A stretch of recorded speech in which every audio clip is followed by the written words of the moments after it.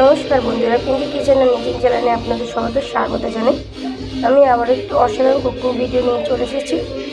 আজকে আমি বানাবো তালের বড়া বা ফুরুলি। তার জন্য আমি আগে থেকেই তালের কর্দা বার করে নিয়েছি ভালো করে। সেটা আপনাদের সাথে শেয়ার করা হয়নি, পরে অবশ্যই শেয়ার করে নেব। আর তার সাথে যা যা দেবো আপনাদের সাথে আমি শেয়ার করে নিচ্ছি। দেব 200 চিনি, আমি বাটিতে রেখেছি। নিয়েছি 200 আটা, আপনারা ময়দাও ব্যবহার করতে পারেন। নিয়েছি প্রায় ছোটো চামচের হাফ চামচ সুজি, আর আপনারা চাইলে চালের গুঁড়োও দিতে পারেন। আমি চালের গুঁড়োটা দেবো না, সুজি দিয়েই বানাবো। আর স্বাদ মতো নুন দেবো। আমি এটা সব কিছু একসাথে মিশ্রণ দিয়ে আমি ভালো করে ফেটে নেব। প্রথমে ময়দাটা দিয়ে দিলাম, সুজিটাও দিয়ে দেবো। আপনারা যদি খুব বেশি মিষ্টি খেতে চান আপনারা আরও চিনি দিতে পারেন, কিন্তু আমি 200 গ্রামই চিনি দিয়েছি। আর দেবো স্বাদ মতো নুন।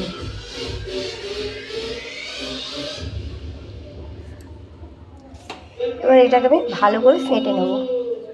তালের কর্দাকে আমি খুব ভালো করে মিশিয়ে নেব, কারণ চিনি দিয়েছি, সুজি দিয়েছি, আটা দিয়েছি, সব যাতে একসাথে মিশে যায়। ভালো করে ফেটে নেব। দেখে নিন, আমি খুব ভালো করে ফেটে নিয়েছি, প্রায় 20-25 মিনিটের মতো। আপনাদের সাথে আমি সেটা শেয়ার করতে পারলাম না, কারণ একা হাতে অত কিছু করা সম্ভব হয় না। তাও দেখিয়ে দিচ্ছি, একদম চিটচিট করে নিয়েছি। আমি আর বেশি শক্ত করব না, তবেই ভালো নরম তুলতুলে হবে। আর চিনিটা ছিল, সব ময়দা আটাটা ভালো করে ফাটার ফলে সব কিছু একসাথে মিশে গেছে। এবার আমি কড়াইতে তেলটা দিয়ে গরম করে নেব। কড়াইতে আমি তেলটা দিয়ে দিয়েছি। এবার হাতটা একটু জলে চুবিয়ে নেব। চুবিয়ে নিয়ে তেলটা গরম হয়ে গেলে এক এক করে আমি বড়াগুলো কড়াতে দিয়ে দেব।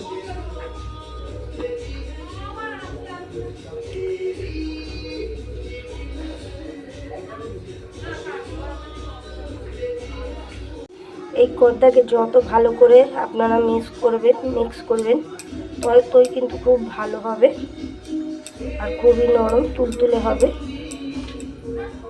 আমি প্রায় অনেকক্ষণই কেটেছিলাম, আর তেলটা গরম হচ্ছে ততক্ষণ আমি একটু চামচ দিয়েও একটু করে দিচ্ছি। আপনাদের সাথে আমি পুরো ভিডিওটা ভালো করে শেয়ার করতে পারলাম না, তার জন্য খুবই দুঃখিত। অন্যদিন আপনাদের সাথে পুরো ভিডিওটা আমি শেয়ার করব। এখন আপাতত যতটুকু পাচ্ছি আপনাদের সাথে আমি শেয়ার করার চেষ্টা করছি।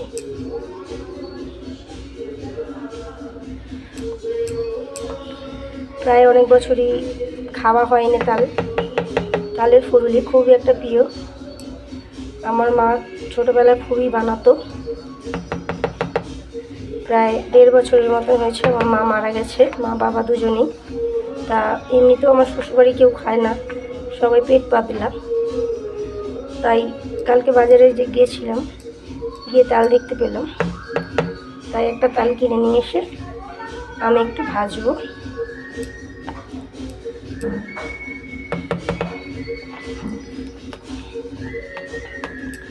আমি কিন্তু খুব ভালো করে ফেটে নিয়েছি, একটা গাঢ় একটা তৈরি হয়ে গেছে। এটা কিন্তু আমি চামচ দিয়ে করবো না, আমি হাত দিয়েই ফেটেছি। আপনাদের আমি চামচটা দিয়ে আপাতত এমনি দেখাচ্ছি। এটা হাত দিয়ে ফাটলেই সুন্দর হয়, আমি হাত দিয়েই ফেটেছি। আর এটাকে আমি হাত দিয়েই দেবো, চামচ দিয়ে দিলে বড় হয়ে যাবে। আমি খুব একটা বড় করবো না, আবার খুব একটা ছোটও করবো না।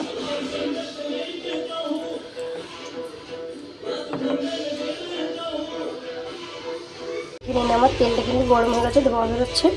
এবার আমি জলটা ঠেকে নেব, জলে হাত দিয়ে ছোট্ট করে বড়া দিয়ে দেব।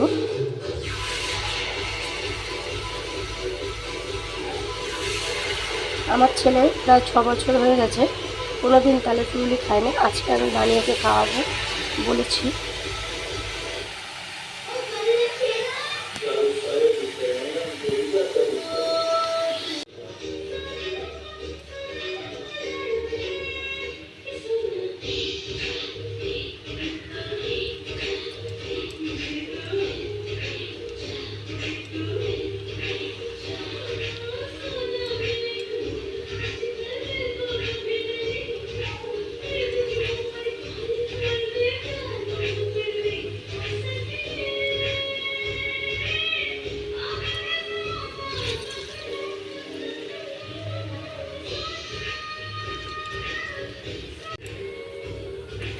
দেখুন কত সুন্দর লাল লাল হয়ে গেছে।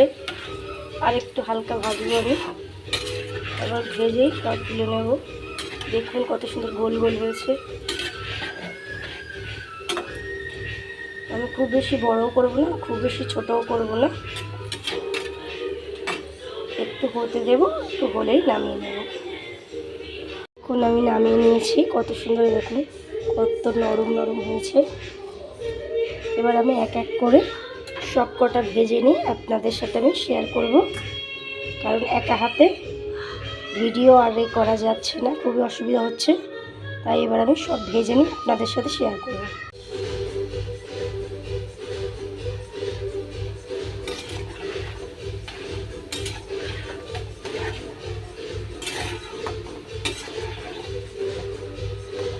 গ্যাসের আঁচটা আমি একটু আস্তে করে দেবো।